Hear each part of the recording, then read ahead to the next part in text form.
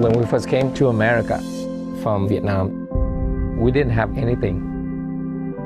We didn't know who we were. Are we Vietnamese? Are we American? And then we found new wave music.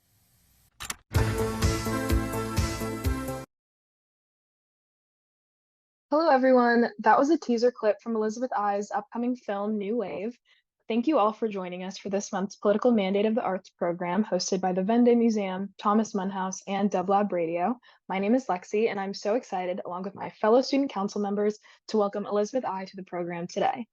Elizabeth I is a Chinese-Vietnamese-American Los Angeles-based Emmy Award-winning producer. She writes, directs, and produces independent narratives as well as branded content for companies such as National Geographic, ESPN, and Vice. She produced documentary features such as Dirty Hands, The Art and Crimes of David Cho in 2008, and a woman's work, The NFL Cheerleader Problem in 2019, which examines wage theft and exploitation of the only visible NFL women. Additionally, she produced Saigon Electric in 2011, a feature narrative set in Vietnam's world of breakdancing. During her tenure at Vice, she created the original pilot for Bong Appetit, which got picked up for a series on Viceland, and she's currently directing and producing two in progress feature documentaries and has a slate of narratives in development.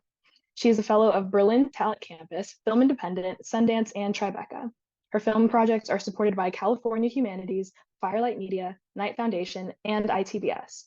Today's program will feature a 45-minute discussion with Elizabeth, moderated by Student Council member Gianna Machera, followed by a 15-minute audience Q&A moderated by Student Council member Natalie McDonald.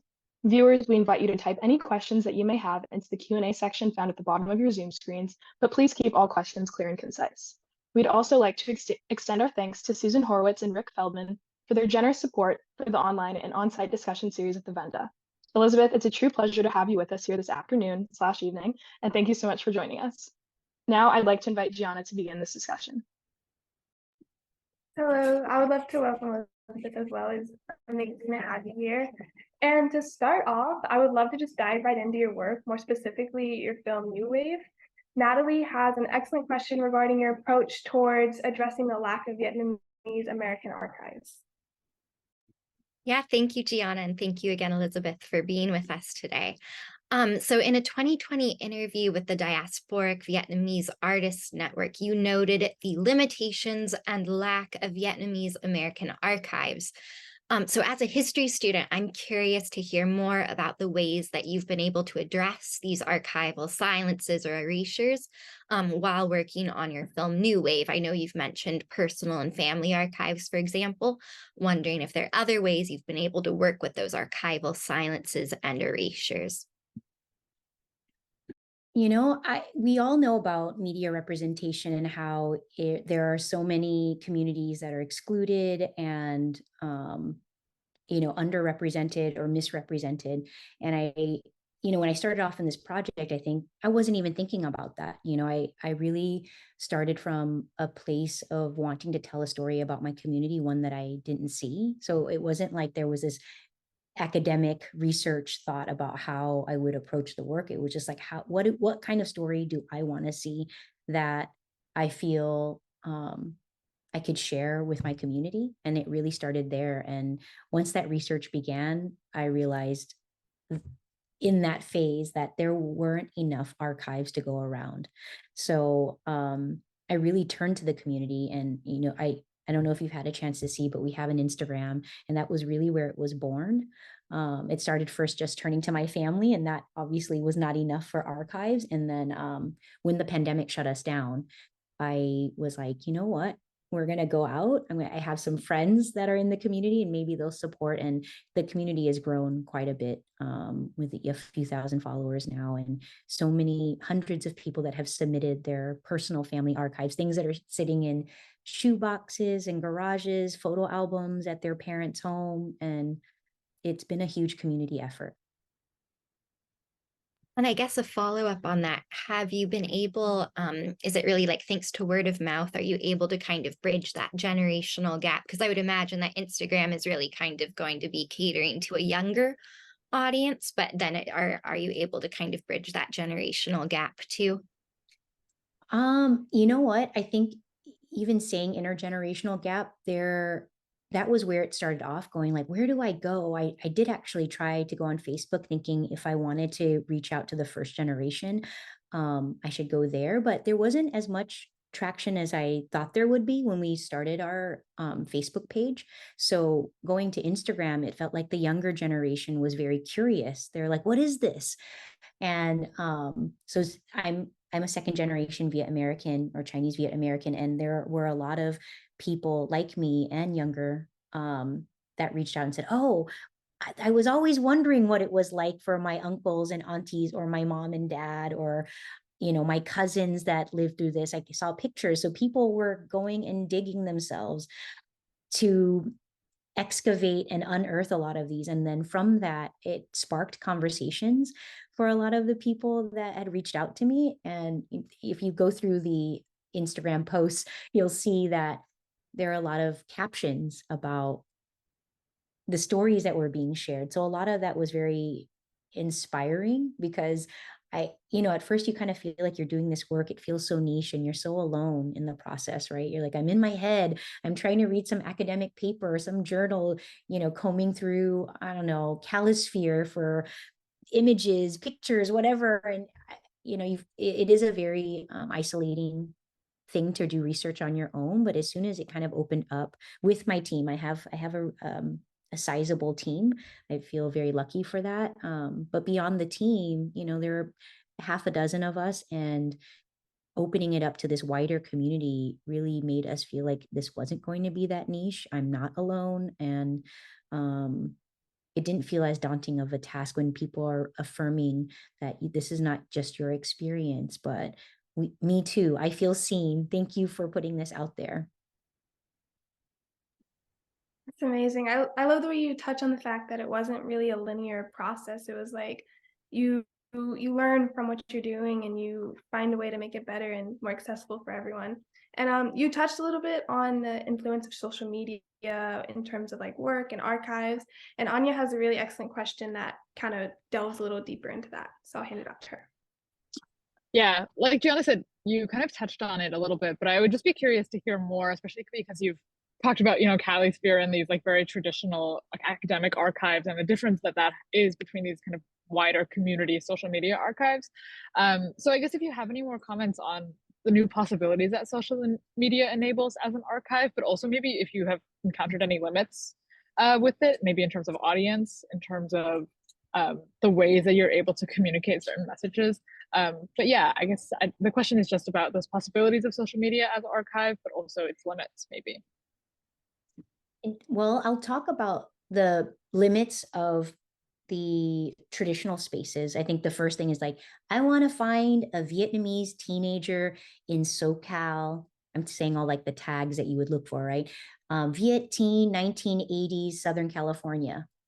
And you won't find it. But if you want to find a blonde, white teenage boy in the 1980s in Southern California, you can go on for days just like scrolling. And so I think that was really limiting for me. And when I don't know what the limitations are with social media. It's boundless, because at this particular moment, I feel like we're more connected than ever. And we have so much potential to make change if we could just figure out. I'm thinking about bigger things happening in the world, but I think that we can communicate with each other a lot more now. I field for a lot of things on social media, and I'm just surprised by what comes out. I don't know what the limitations are right now. I'm always like in awe of the younger generations, what they're doing. And I'm learning so much from you all. I get online. I feel like I'm the old person. I'm the old millennial in the room. And I'm like, wow, they're going to save us. They're going to save the world. So I feel like I'm learning. I didn't know the power of social media. I think I was on it, understanding it, seeing it from afar, but until you put it into practice yourself and you say, wow, this is empowering me to do my work, to be creative, to hear the stories that I'm not reading about in the paper, in the academic journals, even people that are like me in academic spaces, they have not covered what I'm covering. So I do feel like it's because of the work, this particular work, and really having this open space through these channels, through these platforms. There's been a dialogue. So the work is evolving in real time in ways that I think before you're kind of static. You're like, okay, I have my stack of books, I have a couple of advisors, and that's the place where you do all of your research and create whatever it is, your thesis, your, you know, whatever it is that you're trying to arrive at. And I think right now the story continues to evolve as images come in.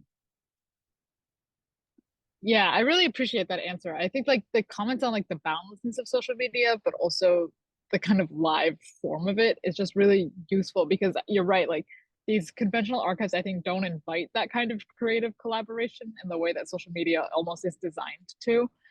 So it's a really interesting question, and I can see how the two might interact and kind of come up against each other sometimes too. Yes, I completely agree with Anya, and how like you see, I think it's remarkable how you see social media as something so positive and beneficial to the work that you do. I would love to take a shift to kind of delve a little deeper into your film New Wave, and I think Lexi has an amazing question that surrounds the influence that New Wave music had on communities. Thank you, Jonah. So yes, I was really interested in learning about New Wave music, especially in your diasporic Vietnamese artist network interview.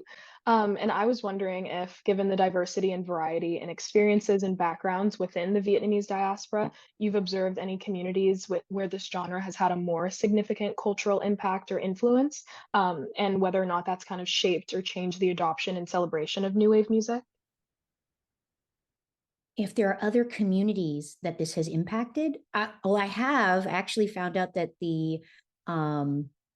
that there are other, I know that there's a Persian community that really loves this music. So I feel like that's a whole other story. It's not well researched on my side of things, but what I found to be really fascinating about the music is that the people that were making it, you know, it's like Italo disco, Euro disco, and all these different European countries that were making their own version of disco. A lot of them weren't English language first countries, and so it was really fun. And it's not a part of our film, unfortunately. It feels like another film, but it was the fact that these Vietnamese kids who were struggling with identity and belonging didn't feel quite like they were of the old guard. Like, am I Vietnamese? Am I American? That was why I shared that clip, that they were just trying to find their place in the world. And then here it is, the European, you know, the Euro disco music movement. There was a lot of people who like spoke German and Italian and were, you know, English was a second language, and the two communities somehow connected in this way. I mean, it's decades into the future that they found each other. But yeah, I find that to be really fascinating, that everybody's trying to look for connection, and somehow these two very, you know, you would never expect these two communities to find each other in this way, but they're diehard Euro disco fans that I don't think expected to meet. I think also along the same lines, I mean, you spoke about how music, especially new wave music, created a safe space for so many people. And I was wondering if this notion of music as a type of sanctuary has evolved with time, and with you as you've pursued other artistic endeavors, or like, I don't know, will it always remain the same, or have you been able to find other mediums and areas where sanctuary or safe spaces can be found? I think it's whatever you make of it. I think for them, they found something, it caught on within the community, and they created a safe space. I think that's a lot of it. It's like, who's holding space, and it was their community. It's not so much the music, but it was some commonality that they can begin to build. So it's like, once you find that first, I don't know, brick, stick, whatever it is, you're like, this is the thing that we're gonna say we love, and somebody else likes it, and then it catches on. You know, I think, yes, that's why they call it like phenomena of some sort. But I think we are always learning now what safe spaces are and how they're built and who's building them and why they're building them. And we call them safe because it feels like it's protecting them from something else in the world where they don't feel safe. So I don't know why Euro disco. that's something that I actually went on a big quest for at the beginning. Like, why this music? The patient zero, who brought it to them? Why did they glom onto this music and make something out of it? But I think more importantly is that they found each other, because they didn't have anything else. And once they found that thing, it was something that they could use as a vehicle.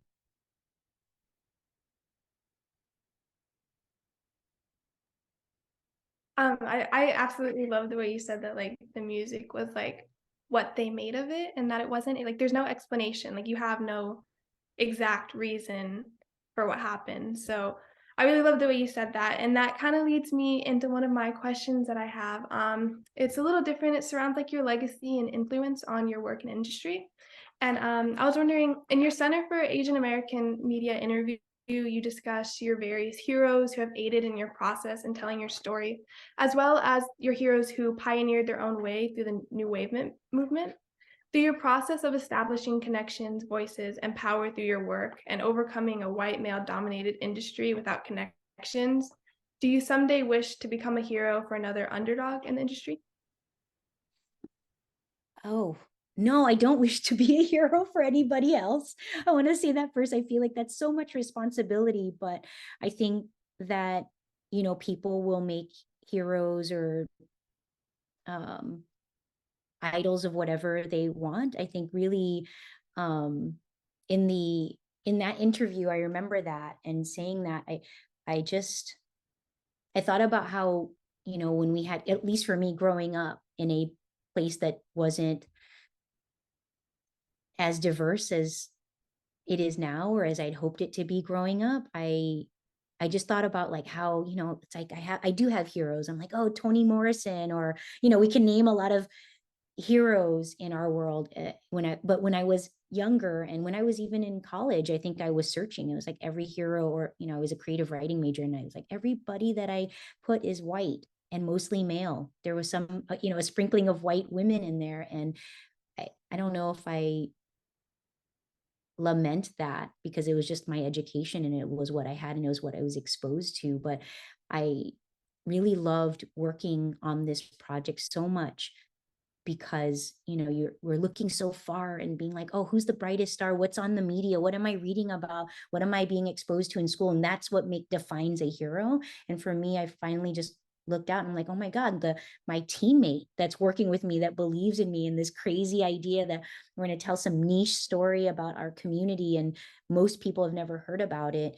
I feel like the heroes are the people that are just everyday people. And I think like these people that deserve a spotlight that are in the film, they're not names that you've ever heard of, or at least in this panel here. I really think we can, our local everyday heroes are right around us. And sometimes we're just looking so far to be like somebody else that may not really, when you meet them, you might be really disappointed. So I think the idea of a hero, I don't know what that is necessarily, but I hope people like the film and that it speaks and sparks dialogue. I think that's really cool that you like see hero in a different way. I've never really looked at it that way, and that's really amazing to think about. So I would love to move a little more into your other work, not just New Wave. And I think that Anya has a really interesting question reflecting on your connections between remarkably contrasting topics and like how they all relate to your work. Yeah, thank you for the comment about the heroes. I think it is this like kind of everyday person who often does emerge as a hero, even when you're looking for somebody who everyone knows about or who is kind of a spectacular figure. And then, yeah, as Gianna said, moving maybe to kind of a broader consideration of your work, which has covered so many topics from women in the NFL to Vietnamese American media cultures. I was curious about how, or if you'd try to draw through lines between these various works of yours with yourself as the creator. Is there a common preoccupation that you find kind of motivates them all, or that retrospectively you find motivates them? Or do you see them as in isolation from each other? And maybe more so kind of moving in a universe together, but not necessarily directly linked? Actually, that's something that's been relatively new to think about for me. I don't know, maybe some people have a lot more direction or vision for where they're going, but I did actually have to look back and go, what does bon appetit, like cannabis and food, have to do with, women's rights and wage equity, from a woman's work, and then what is a graffiti artist? So I have actually tried to draw a through line myself, and I think the one common thread through all of it is I've always felt like an outsider. And I think, oh, I'm getting emotional. I think just as a woman, as a child of refugees, or a daughter of refugees, I think I can't believe I'm working in film. I'm like, I feel so privileged, right? It's a privileged place to be able to make art, to tell stories, to meet all these amazing people that are doing incredible things in the world. So I guess the through line for me has just been who I've always been drawn to the outcasts. So, people like at that time I was preoccupied with like the legalization of cannabis, and I was fascinated, and I was like, well, there's so much food shows going on, what if we did this? And I pitched that show. And then obviously as a woman I have feelings about that, and that's why I wanted to work on this. It felt like it was provocative and it was timely, and the NFL is an organization that does terrible things, and it's one of the biggest organizations in the world. It's one of the most watched programs, and I felt like this is a way to discuss things from an American perspective.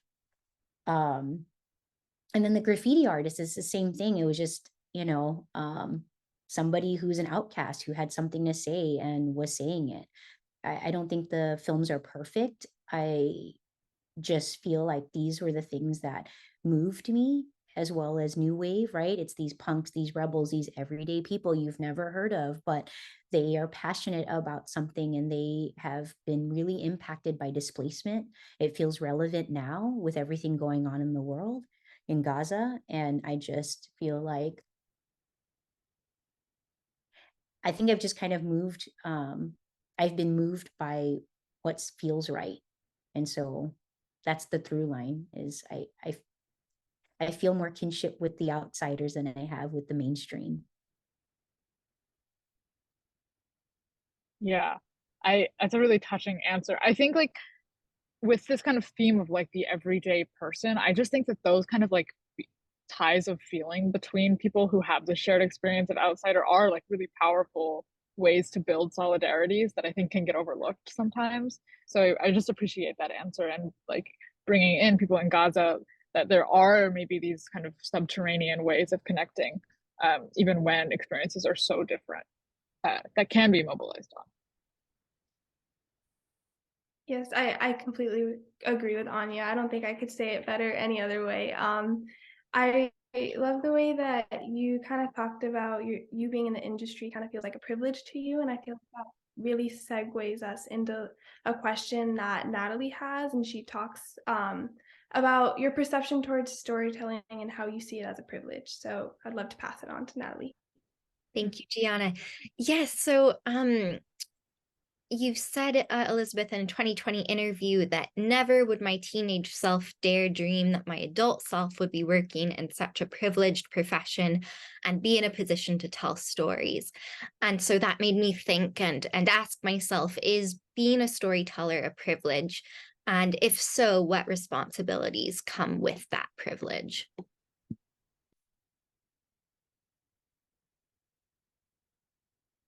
I'm trying not to cry. I told you all before we got on this, like I was crying today about everything, because I'm very happy that things are progressing with a particular project I'm working on right now. And I think there is a great responsibility. My teenage self actually thought that I would be a politician. I say it now and I kind of laugh, because I did actually have a long career as a student politician, from middle school through my university years, and it was really informative for me. in a lot of ways, like how the power of community. There was a lot of, grassroots organizing and campaigning and having a platform. And I guess when you say, I saw a lot of injustices, even as a student politician. I know I say it in this mocking voice, but it actually was very informative for me as a young person. And I think that corruption also starts young. So I also witnessed a lot of things in that. And this is all to say that in that corruption is like the privilege of having and the haves and the have-nots. And so I really, at the time, whatever it is, not maybe feeling like there was some deficiency, didn't feel like I could be a politician. I just felt like this is not a world I could see myself operating within. And I loved stories so much, because so much about politicking, so much about being a celebrity, so much about, like being somebody who people look up to as a hero in some capacity, was a lot of it came with these privileges or maybe entitlements. And I was like, you know what? I do like stories. And I changed my major at some point in college to creative writing. And I was like, I just want to stay in this space because I feel like I could at least select the stories that I would read. And I know when I would close the book and I go, you know what, this book's not for me. I don't like the perspective. So I do feel like it's a great privilege because that kind of selection that you make personally is your own, like your own choice, but to be able to share something with other people that, moves somebody, that changes somebody, you feel like you've done your job. And yeah, and I know for every person, for somebody like me that can tell a story, that it has great responsibility because there are a lot of people out there that want to share their stories and can't. Yeah, I think, thank you. That's such a powerful testament to the power of storytelling and the power of story. To make change, to right injustice, to make visible, the wrongs in the world. And also just thank you for being vulnerable with us. I think it's such a powerful reminder that, the political mandate of the arts is personal. So thank you. Thank you for that.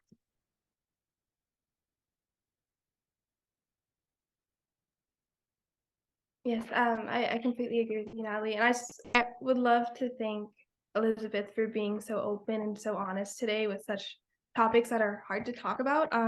And you talk about so many hardships that you went through, both growing up and now in the industry, but you still remain so optimistic. And when you look at your interviews, there's an optimistic view and you look so happy. So it kind of leads me to a question on like how you keep your outlook balanced. And in one of your interviews, you discussed the like multi-generational traumas that you and your family have experienced throughout your entire lives. However, like I said, you continue to reflect like a humorous and energetic energy throughout your various engagements and like work. So I was just wondering, like, how are you able to keep your stories and experiences in this manner and find a balance instead of simply focusing on like the many hardships that you have faced?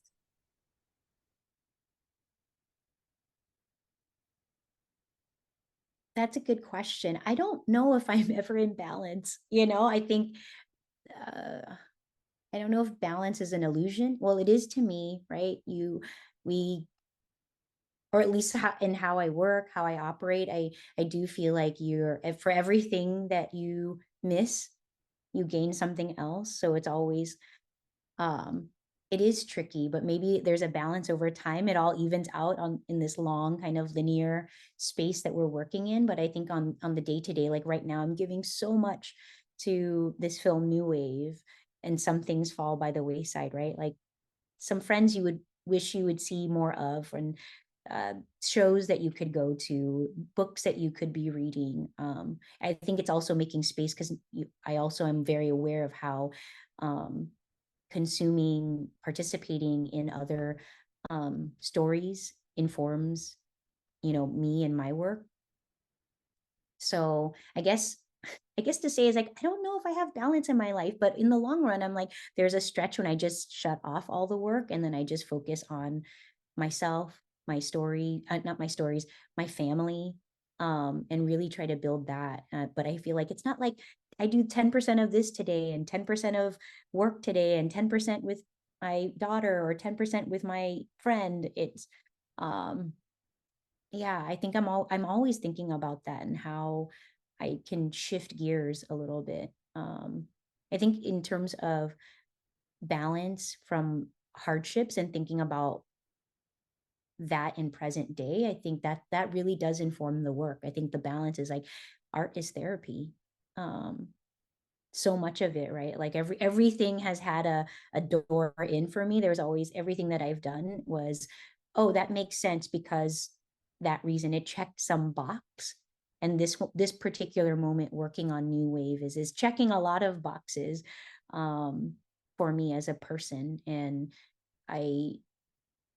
that's what the privilege is like I get to do this work, and I'm also in the process like getting to reflect on my life and getting to a chance to reflect on my community on bigger issues than just paying the bills. And that's really important too. But I think in that is like the work feels like it is a part of the balancing act. Yes, of course. I love the way that you're able to like have so much passion in your work and have that come out through all of your projects, but also not let it consume you in a manner, but let it drive you and further your process and your films and everything like that. I think that we've talked a lot about your films, and we've kind of brushed on your introduction into your industry and into filmmaking. And I think that Lexi has an excellent question about your introduction to filmmaking and how it has like truly influenced your work. So I'd love to hand it off to her. Thank you. I mean, you kind of touched on this already, but I mean, in your Center for Asian American Media interview, we learned of your journey into filmmaking beginning unexpectedly with an opportunity presented by artist David Cho. And I was just curious of the transition from a career in fundraising for art programs, and you were talking about political endeavors, to becoming a filmmaker, and if or how it shaped your overall approach to storytelling and just filmmaking and creative mediums in general.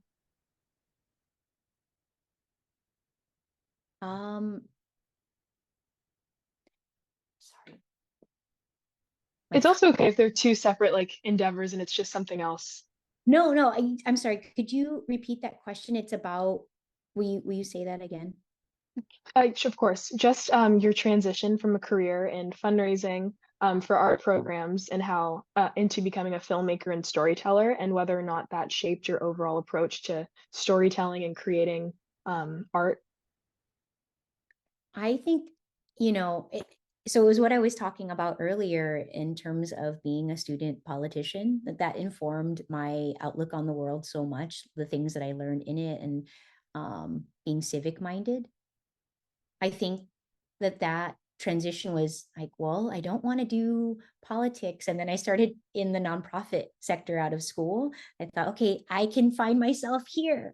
And that had its own issues for me at that time as well. So it was really just on the off chance. I didn't go to film school. I wasn't planning on being a filmmaker. I just knew I loved stories. I thought maybe I might get into journalism, and then I found out how much you got paid, and I was like, no, I don't have a trust fund, so I really do just need to not do that. At that time, I don't know what journalists are getting paid these days, but I hear it hasn't changed much. But at that time I was like, okay, this is not what I can do. So I don't know, filmmaking, I don't think there's a lot of money there either. So at that particular moment, I did get into the nonprofit world. And from there, actually, I met a lot of artists because I worked with the after school programs for the LAUSD, raising funds.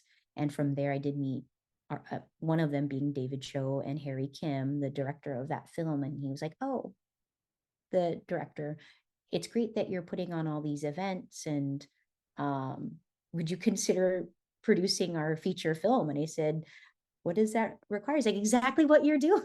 So it was an accident. I just fell into it, but I loved it because obviously there was storytelling and purpose, and that was a big part of it for me. learned Thank a you. lot. I learned a lot by making a lot of mistakes. I want to say that too.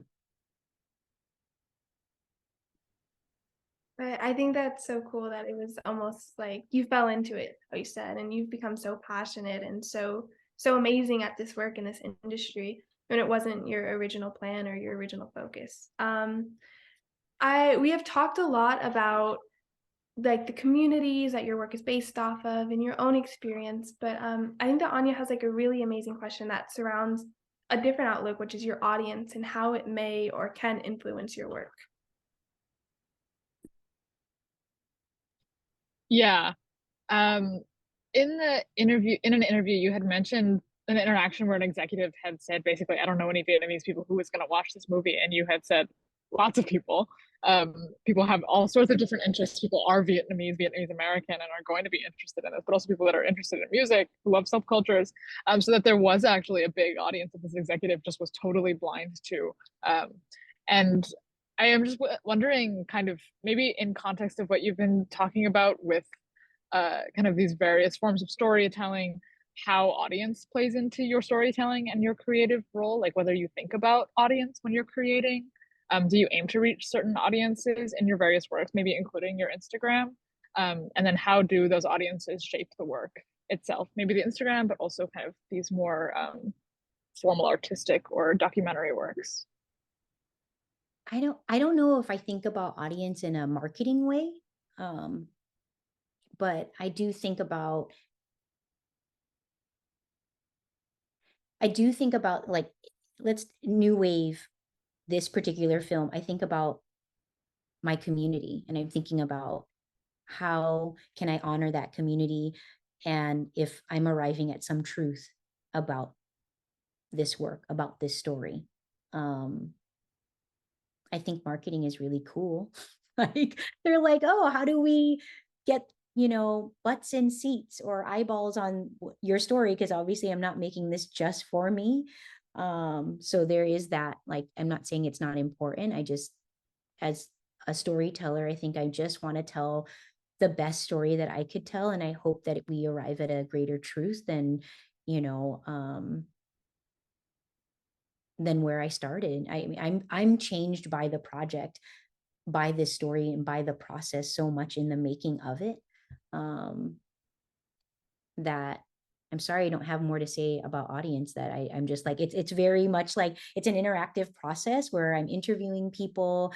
I'm thinking about what the things that they say mean, and the audience are the people that are participating. Really, it's just kind of my team. We look at things, and we think about angles and ways we could ask a better questions.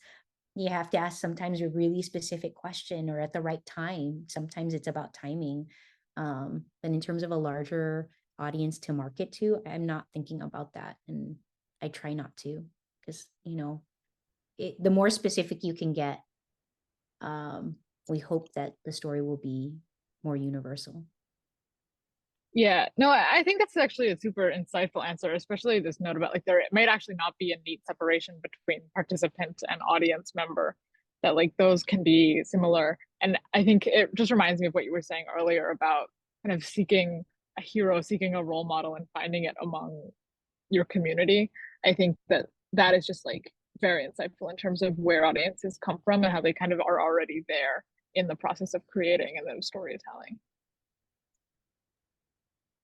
Yes, of course. Natalie has an amazing question. We kind of briefly focused on like your outlook towards the war and how it like affects your work and how you look at your work. But I think that she has an amazing question that delves a bit deeper into your choice to discuss various stories instead of like just simply focusing on stories on the war. So I'd love to pass it on to Natalie. Thank you, Gianna. And yeah, we have briefly touched on this, but just wondering, Elizabeth, you've often discussed the preponderance of Vietnam War stories, especially in mainstream media. And so I'm wondering why it's important to tell stories about the Vietnamese American experience and the diaspora community that aren't tied to the war in some way.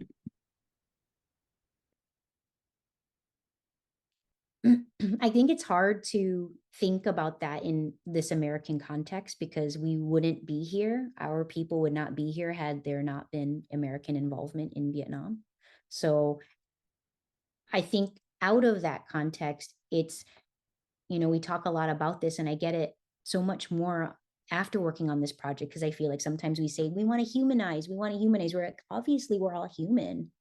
But all of these stories we tell as we're reading the news from day to day with like horror in our eyes, and we can see, people taking sides.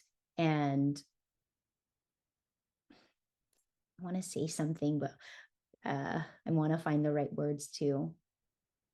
I think it's so easy to villainize and dehumanize people and make things into situations or people into two-dimensional cookie cutter, whatever it is that we want to make them into, so that we could justify the actions of another community, person, leader, that it is really important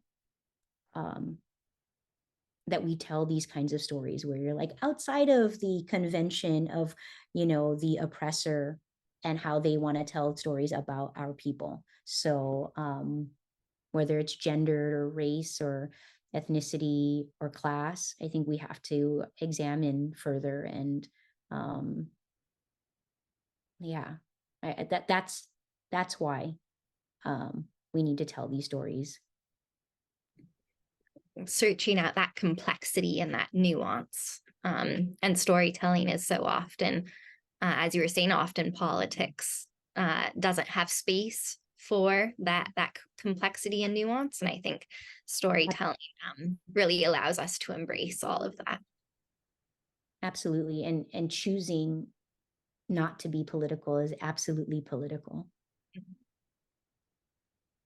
Exactly. I completely agree. And I love the notion of getting away from the dominant narrative and everything that we've been told. It's not even touching the beginning of what there is going on in the history that is actually there. And I think that's something that makes your work so exquisite, that like you provide that other narrative opposed to that dominant narrative that everyone has seen for so long, and they can find like representation and they can find new information within that. And I think that's so amazing.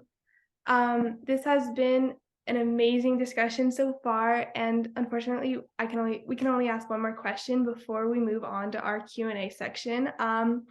And I would love to just end this section with a question regarding advice to other people in the industry and other people who are looking up to you and the people around you. And in one of your interviews, you like address the topic of the legacy you want to leave behind for your daughter and your contribution to something greater by using storytelling as your medium. For all of those inspiring in the same industry, or those finding comfort in the voice you're creating for them, do you have any advice for them as they begin their journey of communicating, whether it's through your medium or not? Find your person, then find your people. It's I think a lot of times in storytelling, and particularly in filmmaking, it's usually like some star actor or some director gets all the credit for everything that's done. And I use the word community a lot because I really could not do this without all the people around me rallying the story and believing and supporting and submitting pictures and contributing, and the organizations. There are hundreds of people that are involved in this story, and it's not just mine. So I do feel like it's a journey, but if you could find that one person that believes in you, it could just be your best friend, it could be your mom, it could be your kid's sister or your neighbor, whoever it is, like that's so important. I cry a lot about that because I'm always like, well, I don't know how. It's so hard to find the belief in yourself sometimes, right? I think when you set out to do something and you're like, how am I going to do that? How am I going to film for 50 days or 5 years or whatever it is, or write 1,000-page story, 100,000-word manuscript, whatever. It sounds so daunting when you're just looking at the result, but I think it's like that first step. Maybe it's just a photograph and you're like, I want to know the story of this. This is something special in my archives, my family archives, and I want to get to know these people more. And then all of a sudden, you might find a second photo, you might have to talk to an uncle. And so I think finding your person first is really important. Unless you have the biggest sense of self or confidence, which I think that maybe a lot of us here in not the dominant seats can understand. So I think a lot of that was like confidence building. People, what is the saying? People are like, don't ask for permission, just do it. I'm like, I've been asking for permission my whole life. I want to just do it. But I think a lot of that is like, I've had a lot of people believe in me. So I think that's an amazing advice, not just for us, but for everyone who's watching and everyone who's out there. We have ended this segment, and I am going to pass it over to Natalie for the Q&A section. Please remember that you can put your questions in the Q&A box starting now. Thank you, Gianna. Yes, please, audience members, go ahead and share your questions, Q&A box at the bottom of your Zoom screen. To begin with, Elizabeth, we do have a question. Do you have a strong preference between documentary versus narrative filmmaking? What are the key differences for you? I love documentary because it's unfolding in real time. And so there's a lot of in the moment, like, is this the story I'm telling? Because I'll tell you, 1 year ago, the story that I'm about to picture lock with my team in a few weeks. And it's not the same story as it was last year. I mean, it's still called New Wave, but so much has changed that it's a different story. So I will say that that's the really exciting part, but I have worked in narrative and I have worked in, short form and branded content. There's like all these different ways to tell stories and why and which platforms, the mediums. I don't know. It depends on the story, I guess. It depends on the story and it depends on the resources sometimes too. That's the reality. You said that New Wave is a totally different film from what it looked like it was going to be, and so this question might be connected to that. But are there things you learned through your work about your own community that surprised you?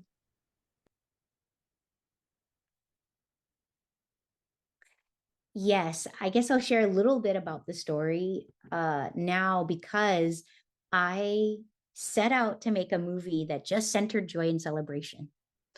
I was like, I will get this story. It's going to be fun. It's going to be driven by hair, makeup, clothes, music, aesthetics. And, of course, there's a little trauma that we're trying to avoid. And I think, like, what am I surprised by? I'm surprised by the vulnerability, the openness, the generosity to share. Because I'm just obviously going to my family and going to a lot of people in my community, and they're like, who are you?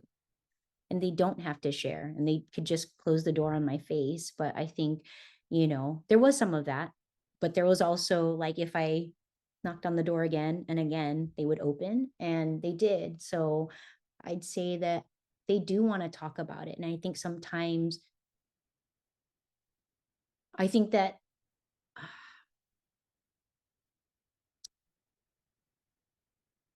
it's an approach. So I don't know. I wasn't trying to re-traumatize anybody by saying, hey, tell me about your trauma. And that wasn't the story I was after. So I think that was also, it was an invitation. So I don't know. I'm sorry, I forget what the question is now, but will you remind me again? No, you absolutely, just, are there things you learned through your work about your own community that surprised you? Yeah, I think that was it. Is that I just was surprised by the generosity and the openness of the community, because I could not get my own family to talk for many years, but maybe sometimes when you're going to somebody else, they were able to open up for some reason. Maybe they don't want to impact their relationship with their family members or revisit the past with people that it could impact or make sad. But I think that over time, I was so surprised by that, like how open they were to talk about their experiences from being displaced. Another question, did the new wave generation always sing and express themselves in English or also in Vietnamese?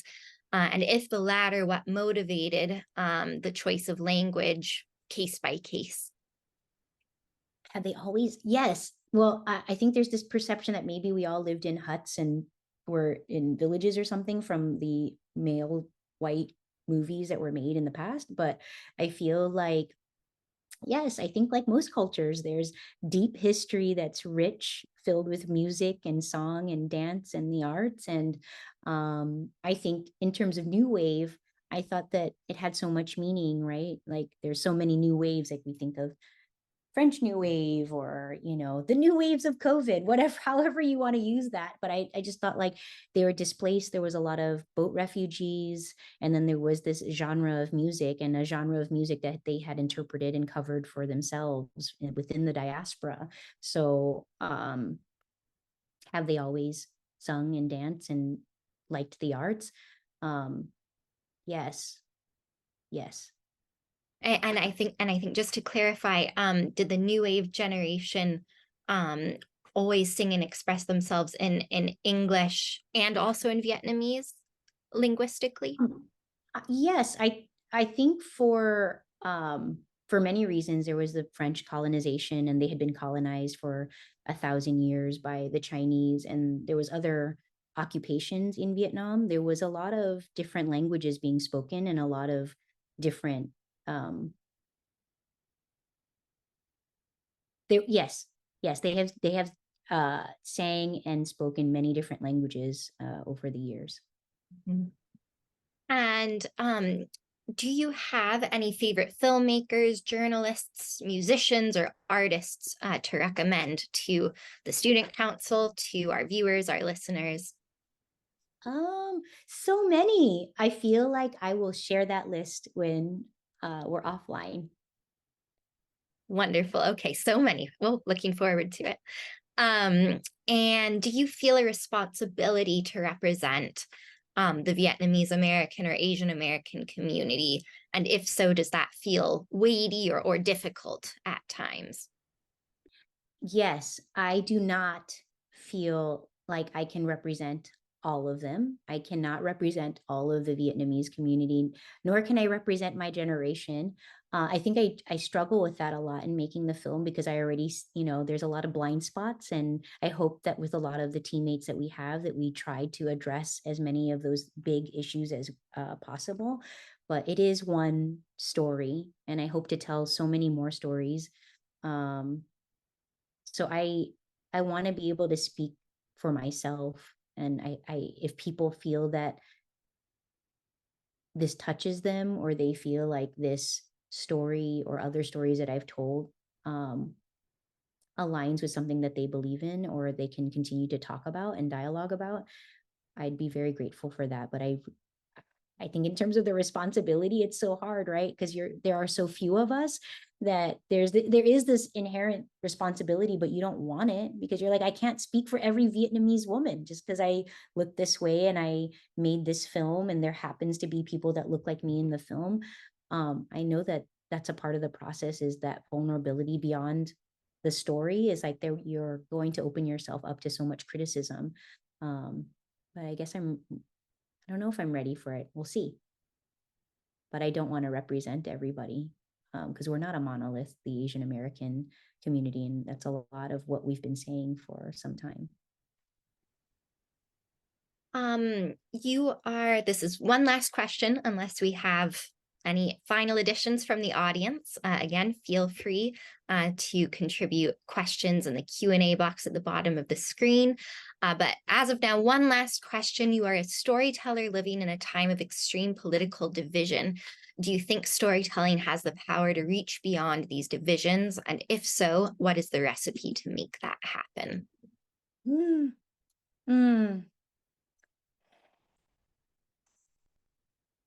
I don't have the answer for that. I do feel like we are more connected than we ever have been, but because we're more connected, there are so many narratives in the world. So it's really hard. When they say check your source, you say, which one? How many? Where should I be going to? When does it feel like I've done my survey? How much history do I need to know? So there is a point when you do reach,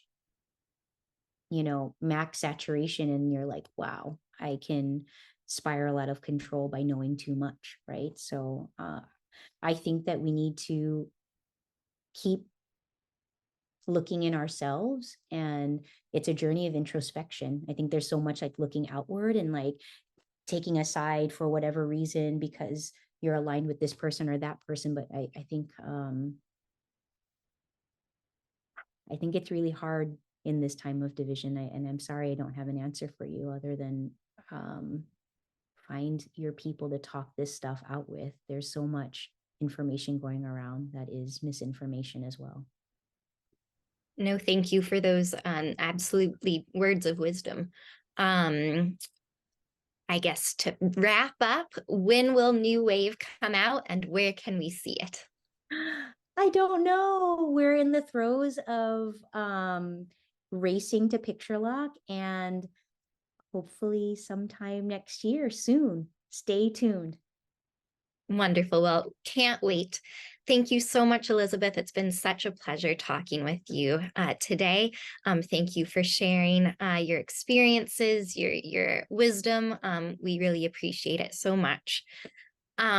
Before we wrap up, I would like to invite our viewers and our listeners to the Student Council's November program, which will be on site at the Wende Museum instead of online, and at a different day and time. So our November program is Friday, the 17th of November at 2 p.m. And this is a very special installment in the Political Mandate of the Arts series, as the full 8-member team of the Student Council will be hosting a conversation with our very own Yus Segal, Chief Curator and Director of Programming at the Wende Museum. So again, please join us in person at the Wende Museum Friday, November 17th at 2 p.m. Thank you, everyone, for tuning in today. Elizabeth, thank you again, and we hope to see everyone next month. Thank you so much, everybody. It was an honor.